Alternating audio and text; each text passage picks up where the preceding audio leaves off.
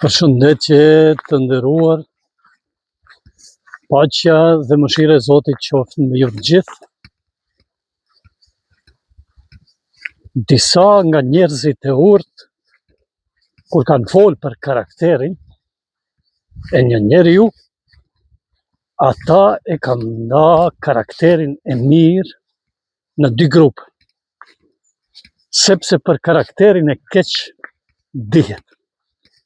Por, kur është në pyetje karakteri i mirë, ata kanë thënë ka karakter i cili është normal dhe ka karakter i cili është i dëshmuar apo i konfirmuar. Tani, për ta marrë pak më mirë vesh, për ta kuptuar sa më thjesht, po e marrëm një shembull.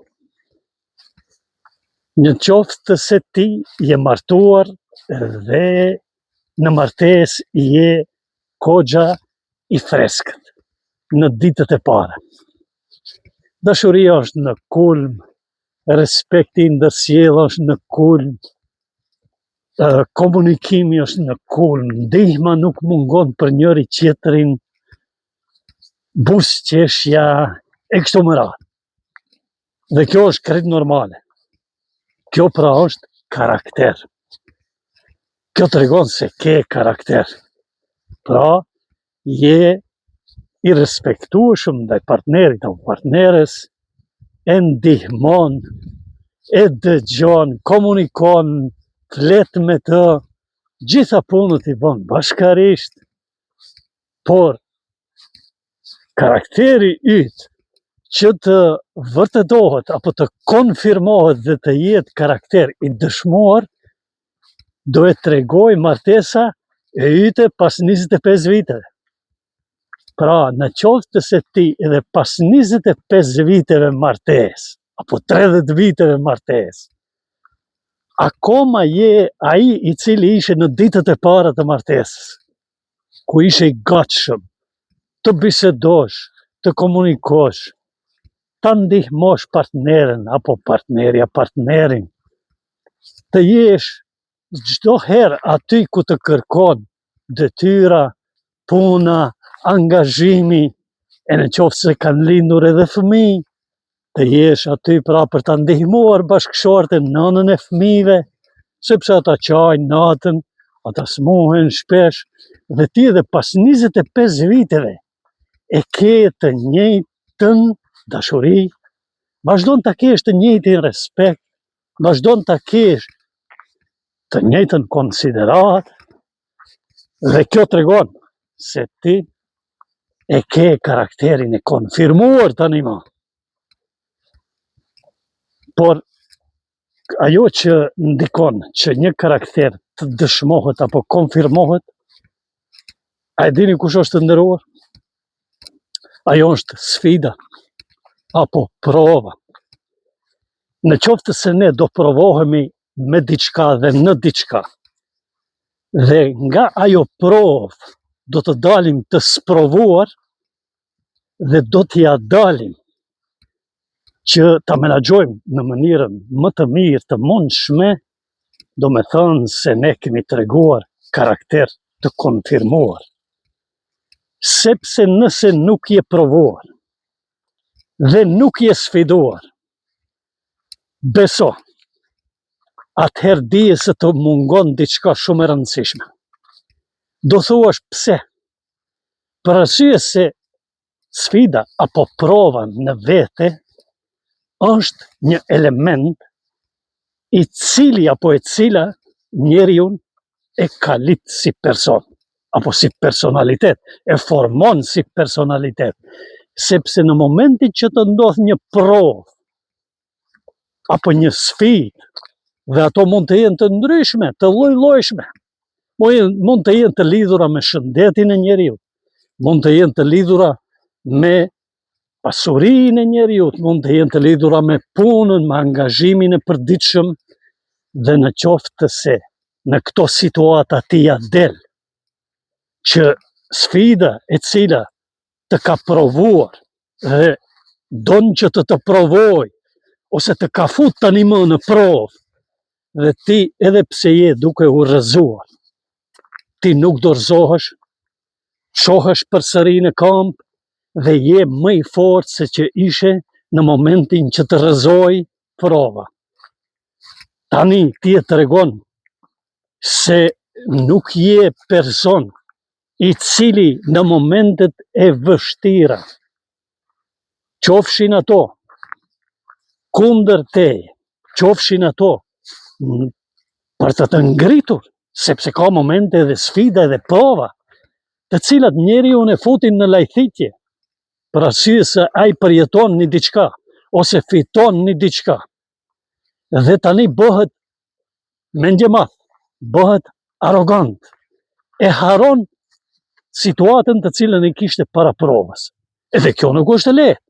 Pra nuk ka provë vetëm të fusë në vështirësi, të provojnë ndoshta me sende të cilat njeriu edhe e rrëzojnë për toke.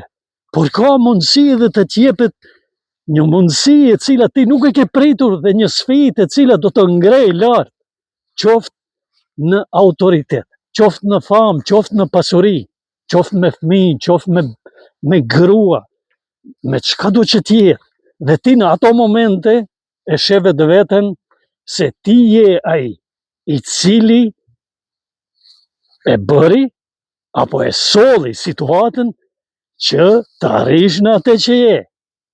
Jo, as atëherë kur të provoj Zoti, as atëherë kur të sfidoj Zoti me vështirësi, nuk ishe ti ai që vendose, dhe as tani kur të ka sfiduar Zoti dhe të ka provuar Zoti me një më të mirë, më të këndshme, më të larmishme për ty, nuk je ti ai që je meritori. Por në të dyja rastet, ti mbaj qëndrimin tënd, lëshoj këmbët në tokë, ec për toke dhe provo që të ngritesh dhe lutu që të ngritesh, e lutjen ja drejton atij i cili në dorë ka edhe shpirtin, edhe trupin tënd, dhe nëse don Zoti krijues, ti do t'ja dalësh, do të çohesh dhe do e dëshmosh se ke karakter i cili tani është i dëshmuar. Dhe atëherë mund të jesh krenar, sepse sprova nuk ka mund që të rrëzoj. E çfarë do natyre qoftë ajo të jetë.